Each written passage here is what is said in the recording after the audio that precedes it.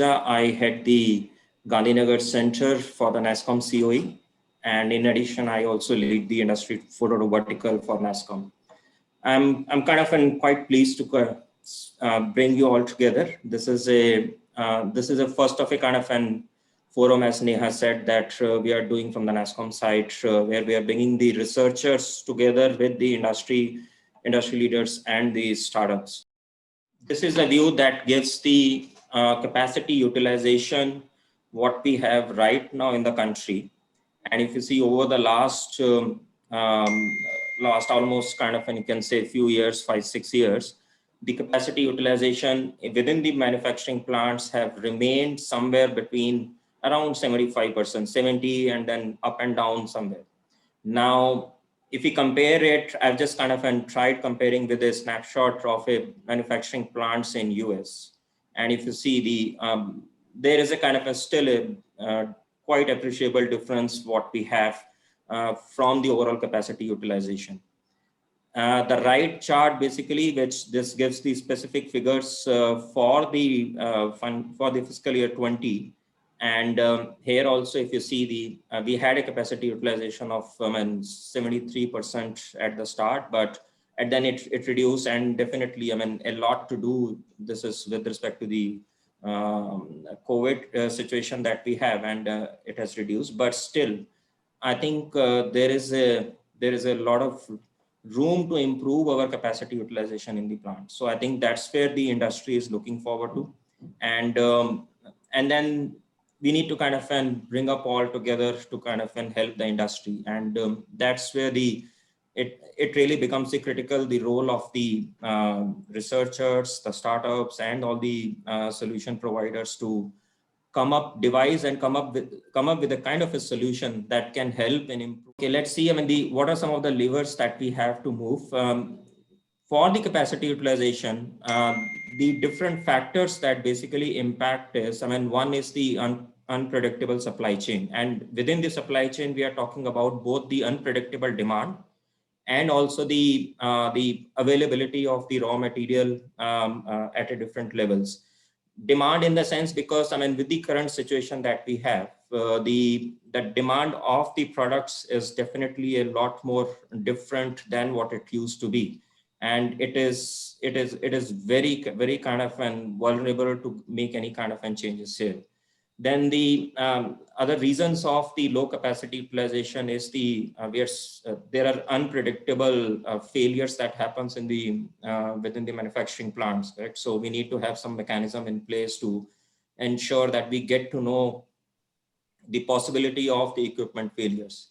And then the biggest one is the resource consumption. And then this resource consumption includes both the manpower resources and also the resources that are used from the different materials that gets used, or in fact also the power or maybe the water, correct? So that resource consumptions as it increases, and that's how the capacity kind of utilization comes down. So the three areas where we need to work towards is the starting with the efficiency, and then the productivity and the worker safety. So I think we need certain solutions for the manufacturing companies where we can help in improving these three broader parameters. Now, from the things of what we need to really do as going forward, we understand, like I already talked about, there are a lot of operational constraints that we have, whether it is from the workers' availability or unpredictable demand, and some of the other factors which I already talked about. And then we have strategic actions in place that we need to take care for improving the productivity, efficiency, and safety. So the kind of solutions, I'm just kind of listing down some of the solutions that we really kind of need on an immediate basis with every manufacturing companies. Now, with the large manufacturing companies, I think most of these solutions we will find they are in place. But when it comes to the mid-sized companies, then that's where there is a big need, because not many of the manufacturing companies have started moving towards these digital solutions. So like the demand prediction, the analytics-based solutions which are there that can help in assessing the demand of a product can be a good way to kind of meet the uncertainty in the demand process that we have, right? Then we have, these are the host of the other solutions, whether we talk about inventory management, how do we ensure basically whether the raw material is there or the finished product is there. I mean, we have the full transparency in the process where we can actually see how much of raw material or the finished products we have. Then the production scheduling can really help in improving the overall utilization of the workers. Then we have some of the solutions which are coming up are the remote assisted operations, through which these supervisors or the managers can really guide the workers who are basically working in a remote areas. Then we are talking about some of the solutions that can help in improving the overall energy usage within the plants. Right? Then the next big, I think, important solution is on the condition monitoring, and this is a solution basically that helps in assessing what is the current state of the different equipments that are there in the manufacturing plants, and that really can help us in assessing whether any kind of an possible failure can happen or not. Now, for the logistics, we have asset tracking and then overall logistic management solutions. So while these are some of the solutions, but I think in all of these, I mean, we really need adoption of the new technologies. I mean, the AI, IoT, AR, VR. We are seeing a lot of new technologies which are coming in, and that's where these can be of help. Then the last point I have is towards the, we also need to have a structured approach, basically an agile methodology. Not everything can be done together. So we need to plan in a phase-wise approach on what we need to start first, and then what can be done in the subsequently later on. And the other thing is on the design as an approach to also identify the challenges and what kind of issues that we are facing and what kind of a solution will help. Then we are also talking about product design, and which is again a very important even in the current scenario. And we will have an expert talk on this topic later in the day, where we will talk about the different approaches of designing smart products for the Industry 4.0. Now, the challenges that the manufacturing companies are facing, and I think while I talked about more from their business challenges from point of view, but now when the company starts to look towards adopting the digital solutions, then what kind of a challenge they face is like where to start and how to start. Because I mean, as I said earlier, we need to go in a phase-wise approach. So all things cannot happen at one point of time. So we need to have a way to identify where are we starting. Right?